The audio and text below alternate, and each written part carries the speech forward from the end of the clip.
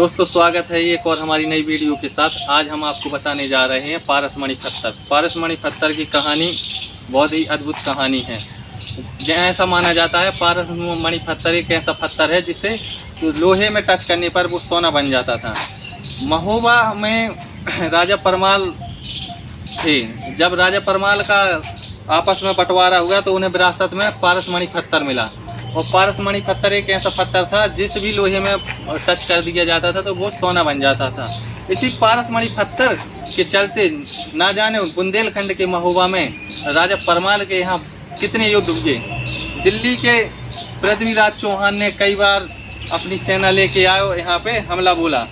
एक बार की बात है जब राजा परमाल पृथ्वीराज चौहान के साथ युद्ध कर रहे थे और पृथ्वीराज चौहान ने चारों तरफ से राजा परमाल को घेर लिया और उनके हाथ में जो पारसमणि पत्थर था तो उनको वो लेना था। पृथ्वीराज चौहान उस पारसमणि पत्थर को लेके जाना चाहते थे तो उन्होंने देखा कि अब मेरे हाथ से मुझे हारना है और मैं चारों तरफ से घिर चुका हूँ। तो उन्होंने क्या किया कि इसी तालाब कीरत सागर के पास में युद्ध हो रहा था तो उन्होंने वो पत्थर इसी पारसमणि पत्थर इसी झील में फेंक दिया था। ऐसा माना जाता है आज भी वो झील के अंदर पारसमणि पत्थर है जिसे किसी भी लोहे में टच करने पर वो सोना बन जाता था। जब राजा परमाल ने पारसमणि पत्थर को इस झील में फेंक दिया तो पृथ्वीराज चौहान ने अपने हाथियों के पैरों में जंजीर बांधकर इसी तालाब में कई दिनों तक घुमाया ताकि वो पत्थर हाथियों की चैनों में लगे और वो चैन सोना बन जाए। लेकिन ऐसा कुछ भी नहीं हुआ, सिर्फ एक ही हाथी के चैन सोना बनी थी। उसके बाद वो माना जाता है कि वो चैन सोना नहीं बनी। उसके बाद पृथ्वीराज चौहान यहाँ से चले गए। जब पृथ्वीराज चौहान चले गए तो 14वीं शताब्दी के समय ब्रिटिश शासन आया। लगभग 900 वर्ष की बात है पुरानी। जब अंग्रेज लोग आए तो उन्हीं के कानों में खबर हुई कि एक राजा परमाल हुआ करते थे, उनके पास पारसमणि पत्थर था जो कि इसी झील में फेंक दिया था जब पृथ्वीराज चौहान के साथ लड़ाई हुई थी। तो उन्होंने भी यहाँ पे कई वर्षों तक शासन किया और इसी में चारों तरफ से उन्होंने भी अपने हाथी जंजीर डाल दी और हाथियों को चारों तरफ घुमाया।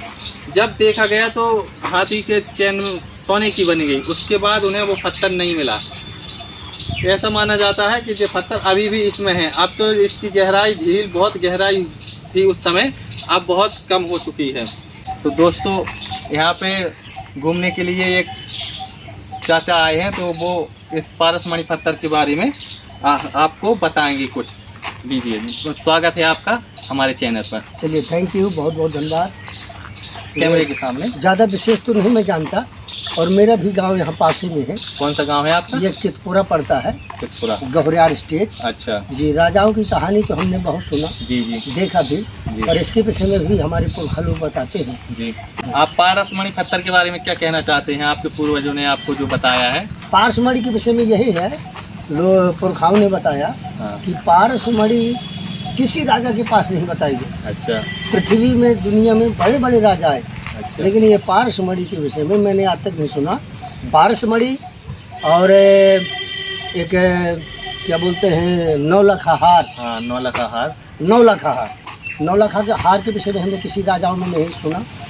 और ये क्या बोलते हैं राजा परमाल की पत्नी के पास था नौलखा हार। जी हाँ, महोबा जिले के, यहाँ पर वो लूट ले गया, धोखा हुआ उनके साथ। हाँ। आपने अभी बताया था कि यहाँ पे हाथियों के चैन डाली थी। हाँ, मैं ये सुनता हूँ कि अचानक हाथी छूट गया था और एक हाथी छूटने के द्वारा वो घूमा तालाब में और वो उसके चैन जो पड़ी थी वो चैन जो है क्या है कि पारसमणि पत्थर से टकराई। अच्छा। और हाथी जब निकला तो एकदम सोना लेके आया तो राजा बड़ा चकित हुआ और उसने कई हाथी फिर घुमवाए पर किसी हाथी में दोबारा पारसमणि नहीं टकराया। अच्छा। जी, हाथी एक से हाथी थे राजा के पास।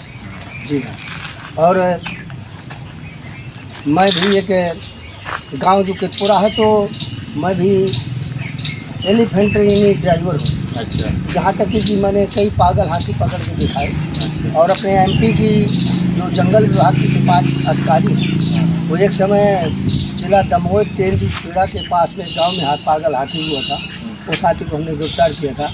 तो उस समय वन विभाग के लोग, मेरा नाम पेपर में आया और उन्होंने कहा कि हम मांग करते हैं कि आप सरकारी पहलवान महावत बन जाओ। लेकिन हमारे पास में एक घुसियारी है जहाँ 100 हाथी हैं, इंडिया में तीसरे या चौथे नंबर वो हाथी के व्यापारी हैं। अच्छा। उन्होंने मेरे दिमाग को घुमाया और मैं जो है यहाँ का महावत बना रहा।